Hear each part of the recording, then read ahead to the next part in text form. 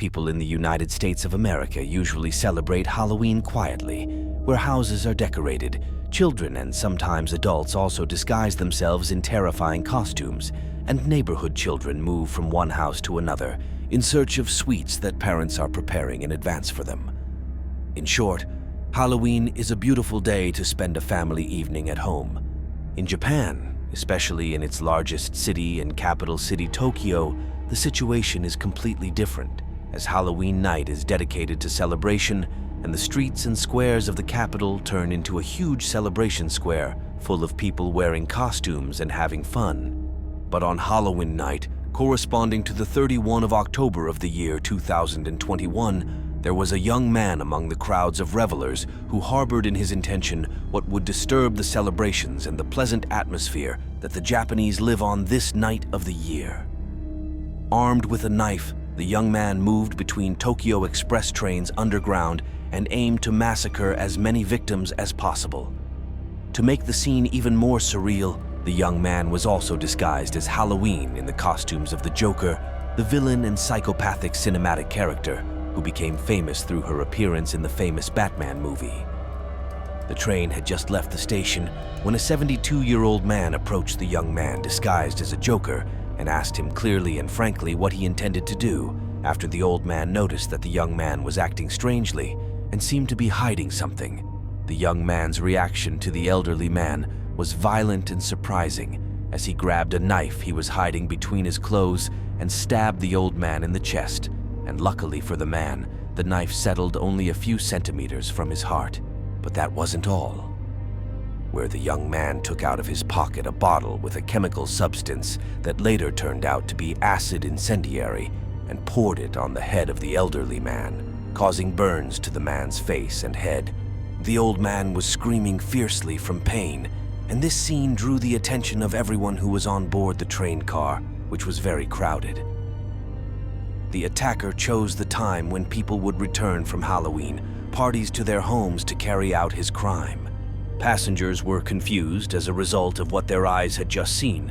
Some witnesses even told police investigators later that they thought what was going on was part of a special Halloween show, but they quickly became sure that it was more serious, as the scene started to be very real, which caused chaos inside the train car, where the crowds of passengers began to run away from the young man disguised as the Joker, who at this stage begins in a psychopathic and insane state as he follows them with a bloodied knife in his hand. Soon all the train cars were chaotic, as the passengers who were in the carriage that the old man had just stabbed had opened the doors leading them to other carriages that were already crowded with other passengers, causing chaos, and some witnesses have taken some videos showing people trying to escape from the train. Some even jumped out of the window in an attempt to escape the armed madman dressed as the Joker. Passengers standing at the station did not understand what exactly was going on inside the train, and some thought that a terrorist event was taking place inside that train. Meanwhile, the Japanese Joker was still running after the victims inside the train. But when he realized that most people were escaping from the train, he took the bottle full of incendiary chemical out of his pocket and scattered its contents on the chairs, balconies, and walls of the train before setting fire to it to complete the scene of panic that caused him in the sides of the station by burning the train standing in it. Just 30 minutes later, Japanese police had taken control of the scene, and fire forces successfully extinguished and brought the fire under control. As they entered the train, the policemen found the criminal described to them by witnesses sitting on a chair on the train, indifferent to what his hands had committed. The young man was sitting in comfort with one foot on top of the other, smoking a cigarette, and in a state of unprecedented indifference after committing a very heinous act. But who is this young man who terrified Japanese society and spoiled them on a Halloween night full of parties and positive energy? More importantly, what was the reason he committed such a heinous crime? To answer these questions, follow with us this episode presented to you from the Detective Channel until the end.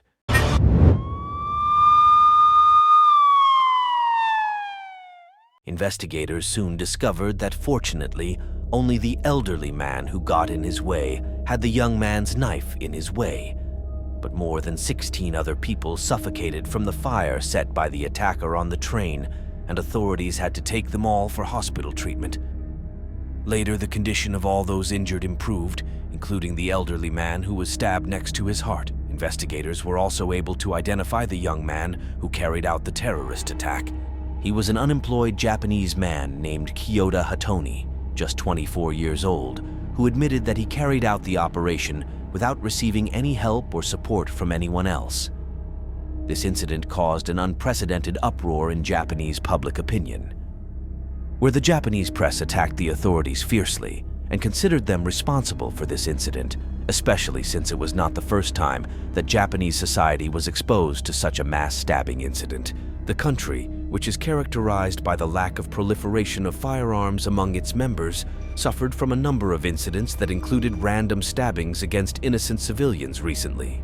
For example, just 2 months ago, in August, as Tokyo was preparing to embark on the digging of the end of the Olympics, a 36-year-old man attacked with a knife the passengers of a train in the Japanese capital, an incident considered identical to the Kyoto incident. This attack injured at least 10 train passengers, and the suspect later told investigators that he wanted to attack the women who looked happy. In the year 2019, a man attacked a group of students who were waiting for the bus at my bus stop using a knife and was able to injure 17 students from them several times before ending his life himself. In the year 2018, a teenager ended the life of one person and injured 2 others in a random stabbing incident on a high-speed train.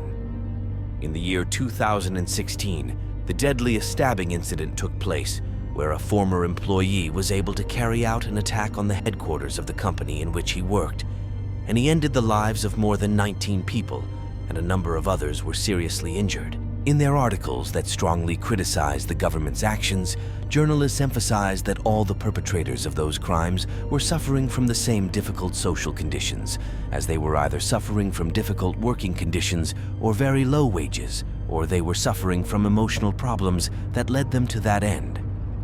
The Japanese think that the government should have done more to check the health status of young people, especially working-class youth, to prevent the recurrence of such incidents. Going back to the incident committed by Kyoda, investigators were investigating the route of the attacker before committing the crime. Relying on surveillance camera footage teeming with the national train network, investigators were able to determine that Kyoda was hanging out in the train network several hours before he committed the attack. CCTV footage clearly shows that the young man was moving from train to train and even spent time at some stations, and it began to investigators that Kyoda was imagining the right moment to start his attack, as he was waiting for the busiest time to carry out his attack. The investigators' hypothesis was confirmed when the criminal himself admitted that he was actually moving between trains, imagining the busiest moment of the day. Kyoda, who was very cooperative and very relaxed, explained in his conversation with investigators that he was working in the restaurant business and that everything was going on as it was. He is fine until some problems suddenly appeared, and those problems later caused him to leave work. Since then, the young man has not been able to get a job, which caused him to be depressed and deeply sad. Kyoda told investigators that he decided to end his life, but he didn't want it to be normal, so he hatched a hellish plan through which the authorities would get the work done for him, since instead of ending his life with his own hands, Kyoda decided to commit a mass massacre during which he ends at least 2 innocent lives until he gets the death sentence under Japanese law. The plan may sound a little crazy, but who said that Kyoda was basically a normal person? When investigators asked him why he wore the Joker costume the night he carried out the attack, Kyoda told them that he wore the Joker costume because he was obsessed with that character who appeared in the famous Batman movie. The reason for his admiration for the Joker was his lack of mercy and emotions while committing various crimes and, above all, murders. Speaking to investigators, Kyoda indicated that he felt that wearing the Joker costume might provide him with the confidence he needed to go ahead with the mass stabbing, as the young man was afraid to retreat from what he had intended, especially since he had not tried to end someone else's life before, and he relied on the Joker costume to provide him with that spirit that he lacked. Naturally, the investigators not only questioned Kyoda, but also questioned a number of his friends, former colleagues, and a number of his family members who confirmed that Kyoto had mental disorders and, above all, had a lot of problems communicating with his outside community. But despite noticing their disorders, severe psychology, none of them expected to end up carrying out a mass massacre. Eventually, investigators transferred the case to the prosecutor's office, which in turn charged Kyoto with attempted murder, and his case was transferred to the court, which is still hearing the incident. Japanese public opinion is still different about the issue of the real Joker. Even some still think that he is a violent criminal who deserves to be punished with the most severe punishment in order to become an example to those considered in the future. Others still see it as a victim of a society that preys on working-class people like it and turns them into criminals. What do you think, dear viewer?